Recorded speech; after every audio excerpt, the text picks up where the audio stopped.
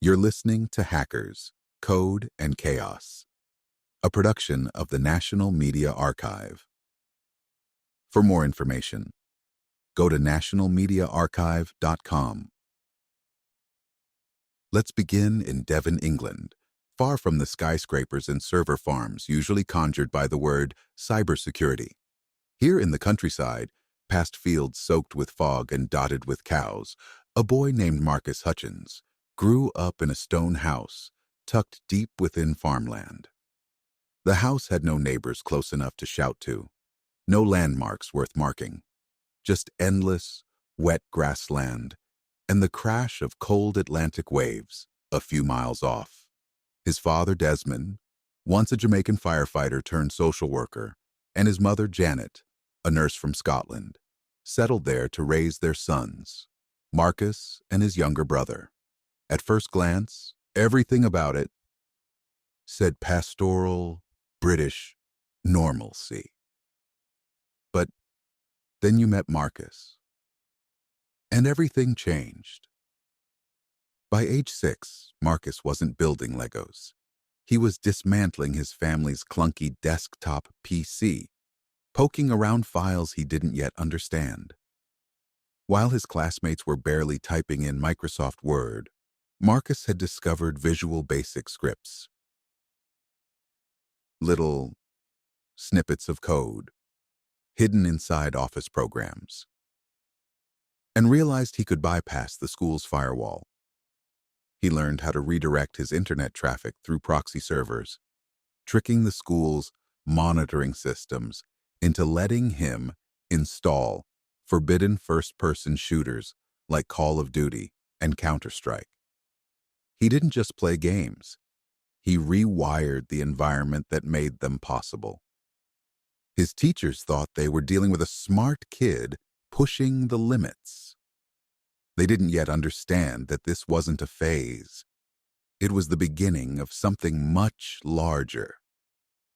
For his 13th birthday, his parents gave him his own computer. That was the moment the real shift began. The computer wasn't a tool. It was a gateway, one that came with its own universe, its own rules, and its own moral gravity. Surfing and lifeguard competitions still mattered. Marcus was nationally ranked, but they slowly started to fade behind the glow of the monitor. Inside, Marcus wasn't a misfit mixed-race kid standing awkwardly tall in a rural English classroom.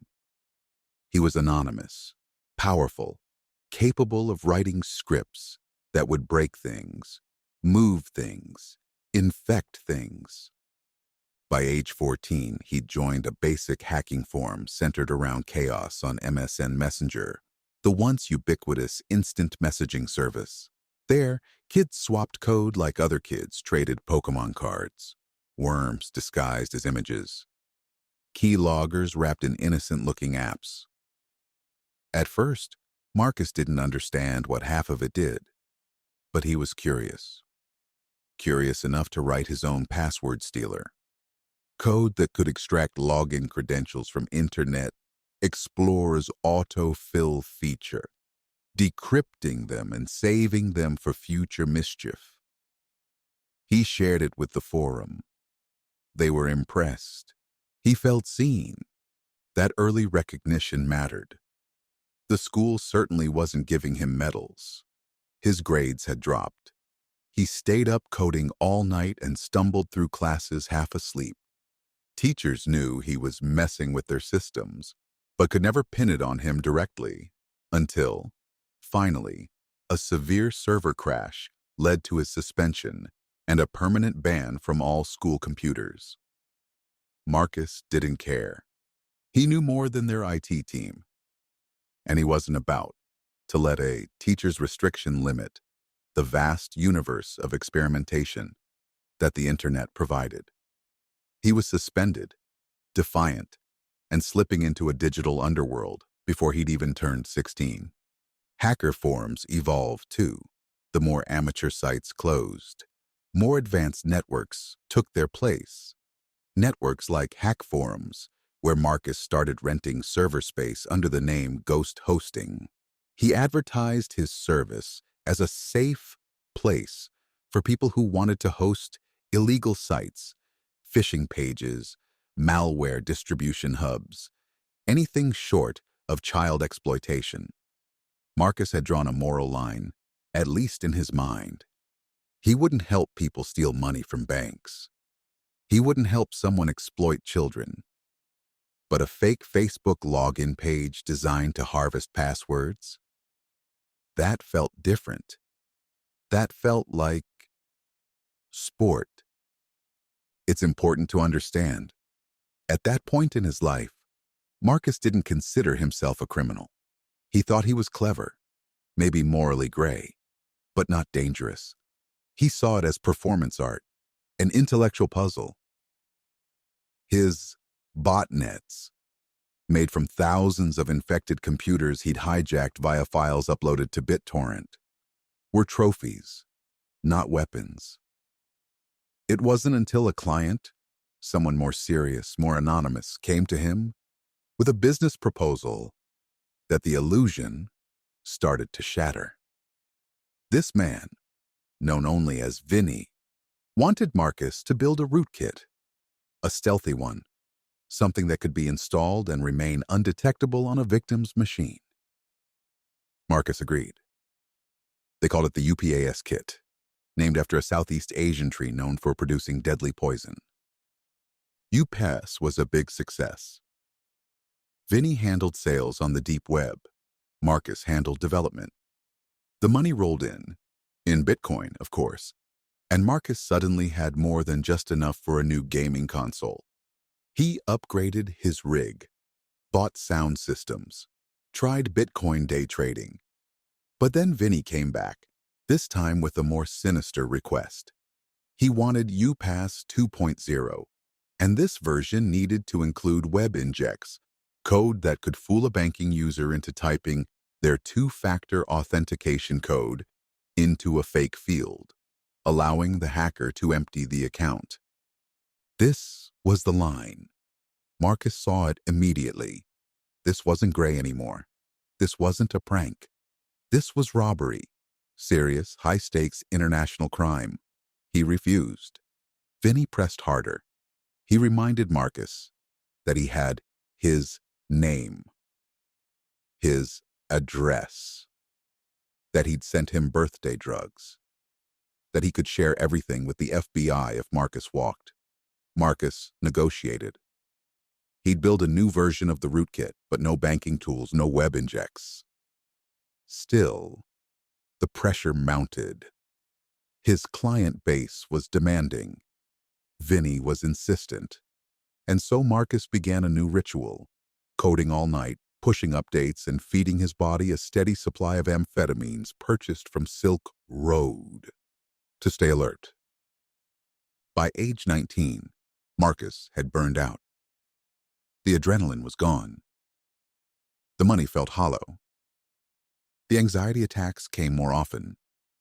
He suffered the emotional whiplash of sleep deprivation, fear, and shame.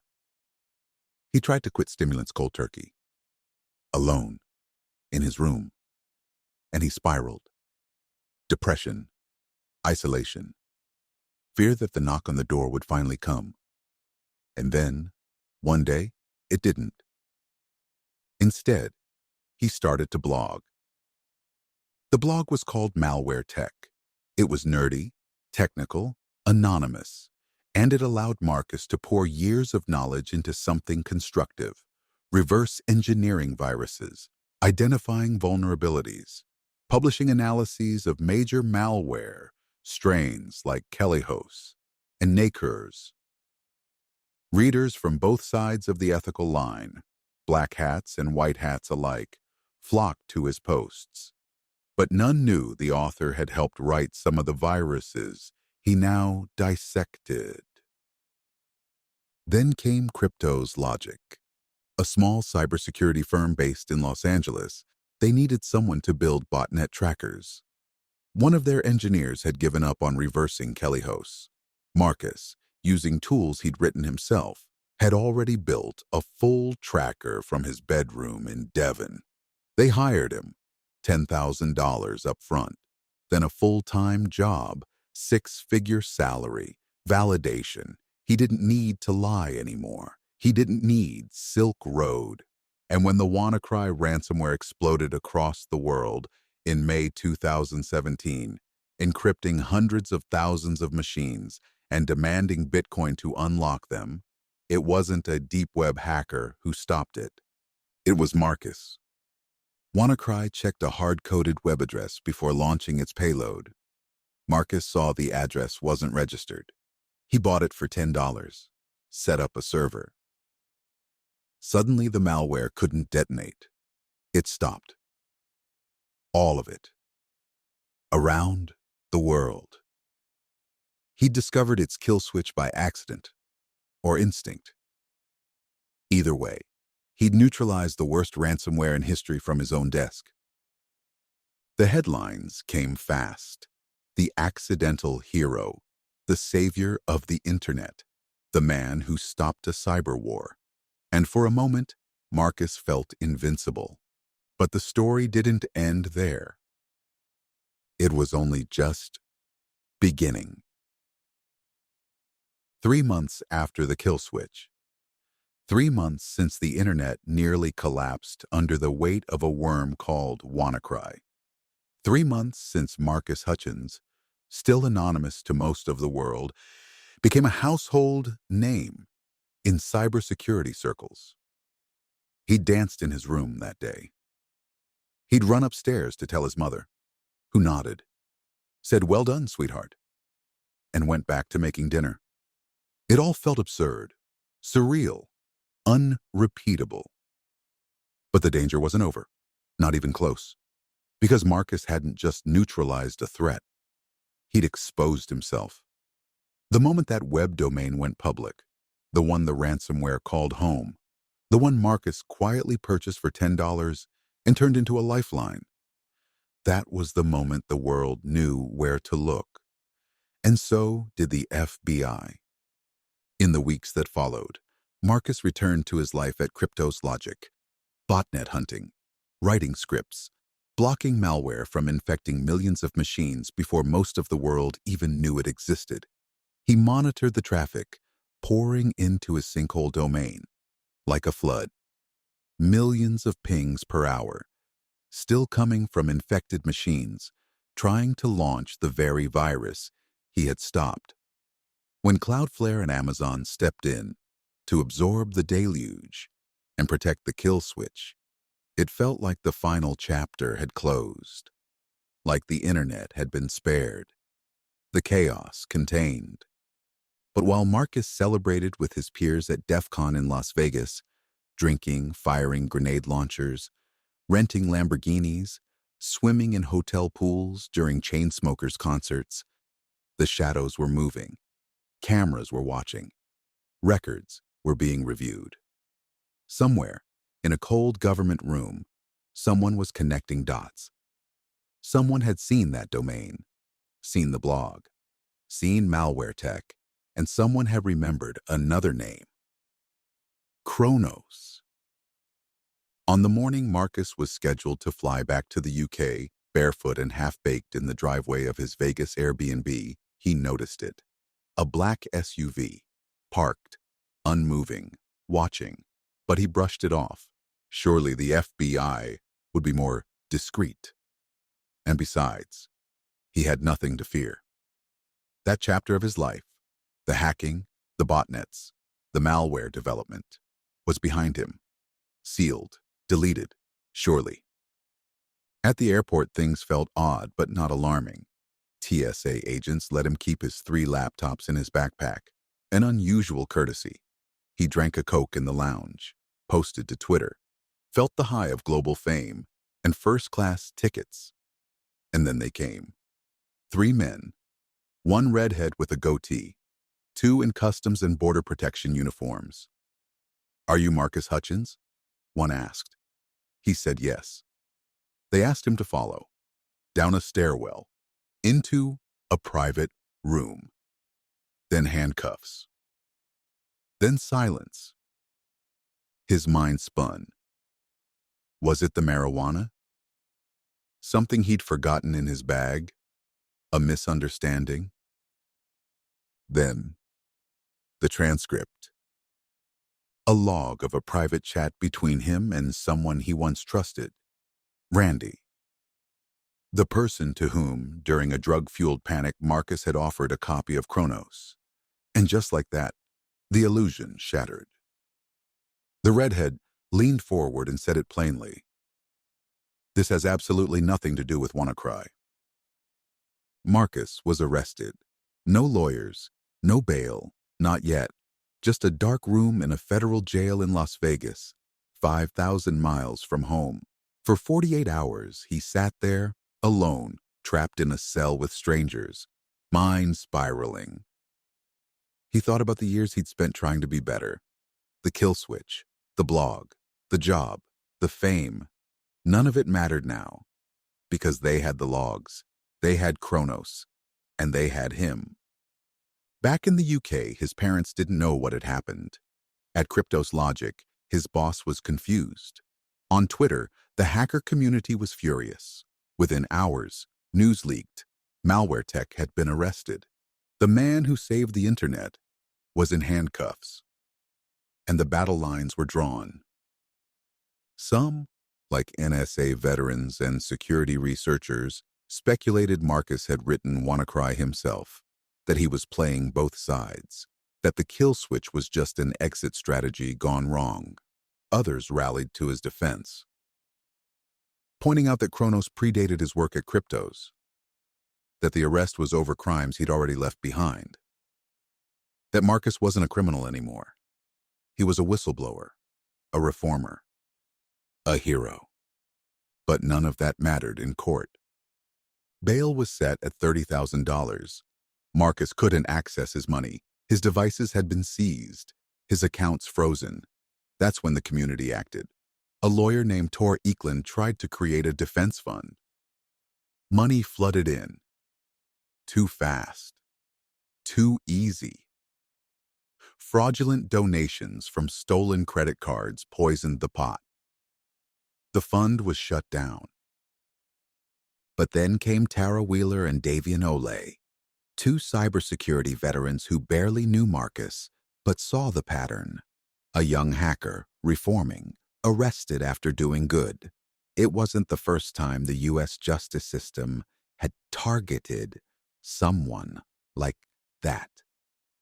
They used their own severance money, meant for a house down payment, to fly back to Vegas and post Marcus's bail. At the last possible minute, 4:02 p.m., 2 minutes past the courthouse closing, they handed the clerk a notarized check. Marcus walked free. Temporarily, he was relocated to a halfway house in Los Angeles, monitored, forbidden from accessing the internet, forbidden from controlling the WannaCry kill switch, still facing trial, still facing up to 10 years in prison. Still haunted. And haunted is the only word. Because as supporters flooded his inbox, calling him a hero, praising his innocence, Marcus felt nothing but guilt. They didn't know. They hadn't seen the forms, the old logs, the botnets, the hosting service. They didn't know how deep it went. And when cybersecurity journalists began to piece it together, old usernames, screenshots, leaked conversations, Marcus watched in real time as the world approached the truth. But even as the truth closed in, many stood by him. They didn't care that he'd written malware. They cared that he stopped writing it, that he helped protect systems now, that he'd reversed more viruses than most people could name. That he tried.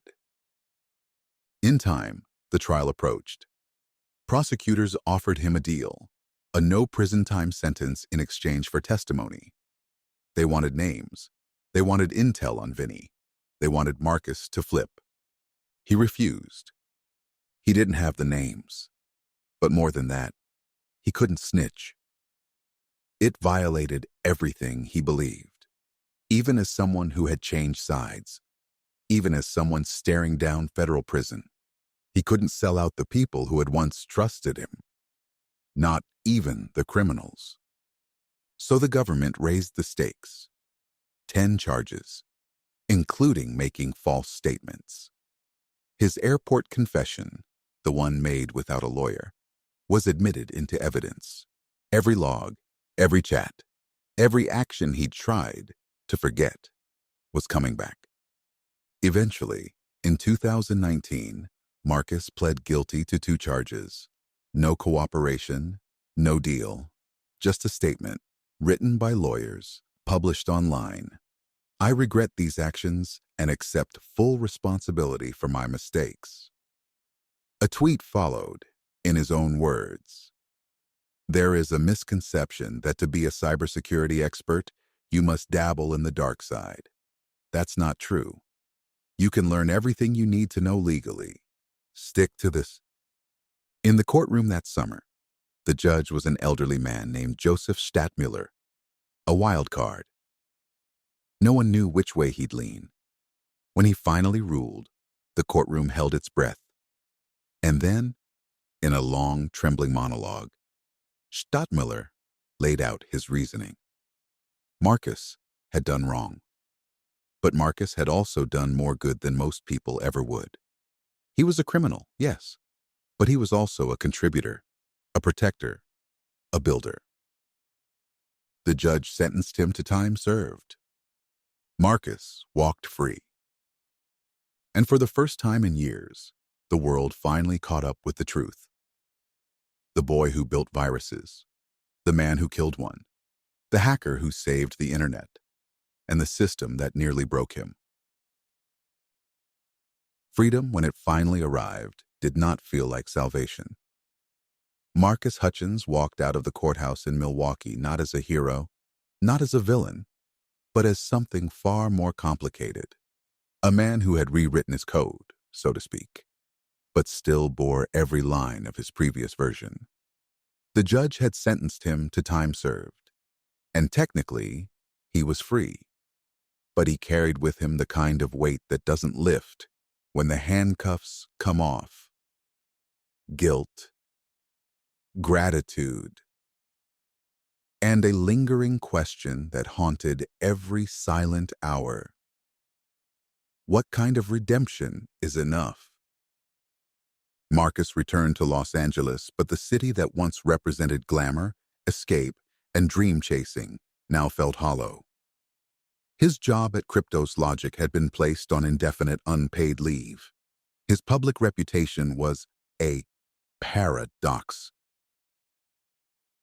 Praised by some as a legend, condemned by others as a fraud. He lived alone near the beach, biking up and down the coast, swimming when the tides allowed. His money was gone, his purpose was unclear, and his sense of identity had fractured.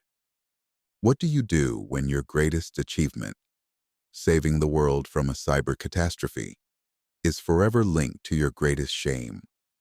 Helping build the kind of malware that made it possible in the first place? The hacker community remained torn. Some continued to defend him, claiming the system had overreached, that Marcus had rehabilitated himself long before a courtroom demanded it. Others dug deeper into his past, unearthing more logs, old forum posts, connecting dots that pointed to just how prolific he'd been. Ghost hosting, botnets, the original UPAS kit. Even if Kronos had only been maintained in part by Marcus, his fingerprints were everywhere. And still, there was no smoking gun linking him to mass financial theft. That gray space, murky, digital, impossible to conclusively map, is where Marcus had lived for years. But the digital world had changed since his arrest. Threats were more sophisticated. The tools more advanced. Governments had moved from watching to acting. The ecosystem Marcus once navigated freely had become a war zone. A cold war. of proxies, state actors, and backdoors. And yet the same instincts that once led Marcus into that underground now pulled him toward a new mission. Not because he was told to, not because a company paid him, but because somewhere deep in the core logic of who he was, Marcus Hutchins believed that no one else could do what he could do. And the world, even now, needed him. So he returned to the keyboard. Not as malware tech, not as a ghost in hacker forums, but as Marcus, a man who had seen both ends of the wire. He started by analyzing malware variants that mimicked WannaCry, lesser copycats built by groups who saw what had happened and wanted to replicate it. He mapped their spread, reverse-engineered their logic, posted findings anonymously and publicly alike. Occasionally, he'd help decrypt a strange payload or warn a firm quietly before an attack hit. Cybersecurity companies noticed, government agencies noticed, but no one reached out, not officially. Meanwhile, Marcus kept a low profile. No interviews, no fanfare, no Vegas parties. The Twitter feed that once buzzed with botnet alerts and kill switch updates had gone quiet. The silence spoke louder than any blog post. Marcus was working again, but now from the shadows. Not to hide, but to protect. The irony wasn't lost on him. He'd once operated in secret to do harm. Now he operated in secret to do good. He rebuilt his reputation, line by line, not through statements or apologies, but through the quiet, relentless documentation of threats. He dissected zero-day exploits, flagged suspicious DNS traffic patterns, flagged remote access tools that reeked of state-level engineering. Occasionally, someone would DM him, asking for help. He'd respond. He always responded. That, more than anything, was his tell. He didn't block. He didn't ignore. He engaged. The way only someone who's lived inside the malware could. But even as Marcus mended the wireframe of his life, his inner circuit board flickered with unresolved power surges. Depression, imposter syndrome, flashbacks to the interrogation room, the tweet storms of praise, followed by the dread of knowing the truth was worse than anyone assumed. He started drinking. Then more. He found himself day drunk in his apartment, switching between old hacking chat logs and BBC comedies. He would laugh, then cry, then pass out. The cycle intensified. A bottle of vodka a night, Adderall during the day. He told himself it was just stress, that he was managing, that he deserved relief. But the truth was simpler and crueler. He didn't believe he deserved any of it. Not the freedom, not the applause, not even the help. And still, he worked. Because if Marcus Hutchins knew anything, it was that viruses never sleep, and neither do the people trying to stop them. One night, a direct message came through. A small school district in Ohio. All their files were encrypted. A ransom note blinked across their servers, demanding payment in Bitcoin. It was crude, sloppy, definitely not state-sponsored. But it had already locked student records, payroll systems, and cafeteria logistics. The district's IT administrator had read Marcus's blog, had followed malware tech, didn't expect a reply, but sent the message anyway. Marcus responded. Within 2 hours, he'd found the ransomware's command and control server. Within 4, he'd cracked the symmetric key implementation. The malware author had made a classic mistake. By morning, Marcus sent the district a decryption tool. No payment, no press, just a quiet message. Try this. Let me know if it works. It did. And that became the new rhythm. Behind the scenes, off the grid, Marcus Hutchins, once a name buried in hacker forums, then plastered across news cycles, found a way to matter again. Not as a symbol, not as a cautionary tale, but as a technician, a repairman, a person who knew what broke the system because he had once written the instructions on how to break it. Every now and then, he'd see a story about a new vulnerability, a new breach, a new kid, somewhere, getting arrested for something Marcus had done at the same age. And he'd feel it, the churn in his stomach, the knowing. The wire never forgets, and neither did he. The internet never ends. It doesn't pause, it doesn't sleep, it doesn't forgive. It just moves forward, packet by packet, heartbeat by heartbeat, silently, ceaselessly. And somewhere within that chaos, deep under the layers of firewalls and VPNs and traffic filters, Marcus Hutchins kept moving too. Not as malware tech, not as Kronos' architect, but as the man who had lived both those lives and refused to let either define him. The boy who built malware, the man who killed it, the hero, the suspect, the fixer, all still in him, all true, none complete. Years passed, quietly. Not long after his sentencing, Marcus relocated again, not to Las Vegas, not back to Devon, but somewhere quieter, somewhere no one asked questions. He took freelance contracts under pseudonyms. He patched vulnerabilities for nonprofits and decrypted ransomware for hospitals with broken budgets. Sometimes he took Bitcoin, sometimes he didn't. It wasn't about the money. It hadn't been for a long time. What haunted him wasn't just the crimes. It was the recognition that he had once believed his skills didn't matter unless someone paid for them. That genius only counted if it came with an edge. That being dangerous made you important. Now, he saw it differently. Now he saw himself as a janitor of the internet, sweeping up broken code, scrubbing infection trails, duct taping together firewalls on behalf of people who would never know his name. But healing isn't linear, and even as the malware declined, the man didn't always stabilize. The guilt clung like static. Every time someone thanked him, it echoed like a gunshot through his conscience. Every tweet calling him a legend sent him spiraling back to a chat log where he bragged about a botnet.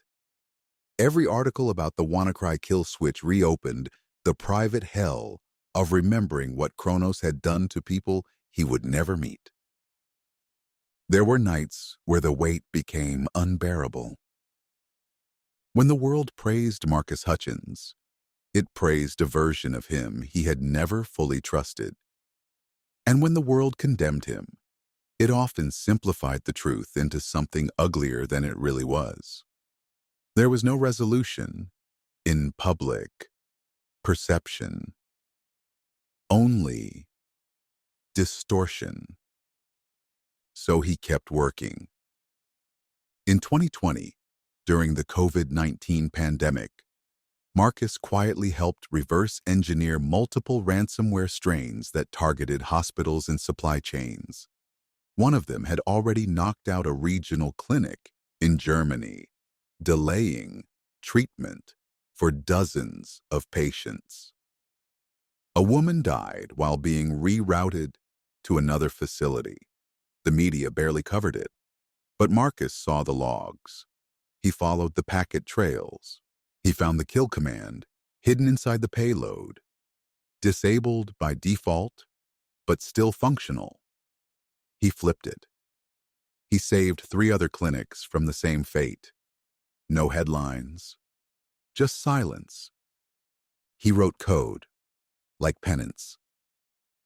not to erase the past. That was impossible. But to honor what he'd learned inside it. For all his mistakes, he understood something most people didn't. That malware wasn't just software. It was memory. Each line of code remembered where it came from. The forums, the brags, the users. It passed itself forward, evolving, adapting, hiding in plain sight. And the only way to truly defeat it wasn't to just stop one infection. It was to kill the mindset that built it. To teach kids that cleverness doesn't require cruelty. That mastery doesn't demand destruction. That you can be brilliant without breaking things. And slowly, Marcus began to teach. Under a pseudonym, he started mentoring teenagers on Discord servers devoted to ethical hacking. He posted reverse engineering tutorials, annotated in plain English. He offered walkthroughs of famous malware strains, not as war stories, but as cautionary tales. He ran CTFS, Capture the Flag competitions, where the goal wasn't just to find the exploit, but to understand the philosophy behind the patch. He never said who he was. He never claimed authority. He just showed up, helped people grow, and logged off before the spotlight found him again. Some of the kids he helped are now cybersecurity analysts. Some work for firms he once would have mocked. One of them even landed a gig at a major US agency after cracking a ransomware variant before anyone else. That kid still doesn't know who Salty Shell 22 really was. But Marcus does. And that's enough. Eventually, Crypto's logic reopened its doors to him. Not publicly, not with fanfare, but with a simple email. You ready? He was. His NDA was longer than most resumes. His title was vague, but the work was clear.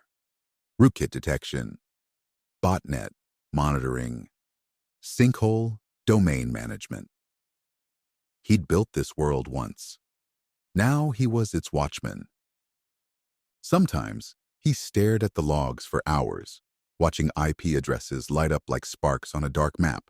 Nigeria, Ukraine, Ohio, random pings, weird ports, malformed packets, signs of another wave coming. Other times, he'd stare at the old UPAS kit code he'd long since deleted from every drive. He could still remember every line, and that terrified him. But he didn't run.